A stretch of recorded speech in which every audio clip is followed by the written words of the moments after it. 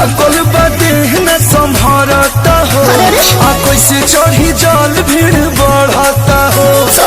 मुझको ही खाल बाटे रहिया ये धान गाड़ी चढ़ाई न चढ़ता हो बिना दम न गहिले न बाटे उपाय अरे बाटे उपाय जब मारे लचिलाम का हर मन गौरे तब हाके न बोलम हुआ गाड़ी से सारे तब हाके न बोलम हुआ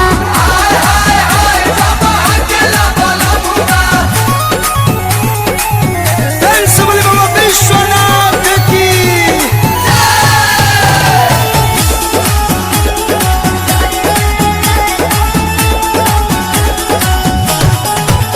गाजा पियल न हटे अपराध किला लाख कर तारू इ तो बाबा के हटे प्रसाद ये धन कहे डर तारू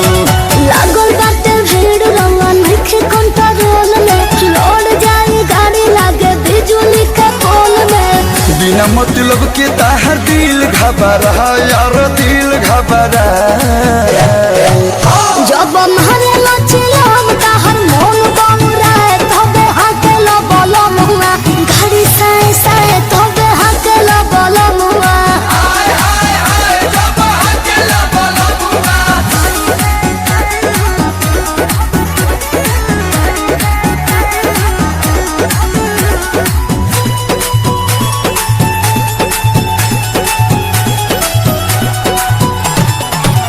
जब धुआं उड़ेला आसमान तो दहिया में जान आवेला उठे जियरा में अजबे तूफान भगती के उफान आवेला रोशन विश्वास कलो कोई के बहाना भइले बड़ा आदत धनु पियला रोजाना पियला से कहबो न देही दुबारा यार देही दुबारा जब मारे लचिलाम का हर मन गौरे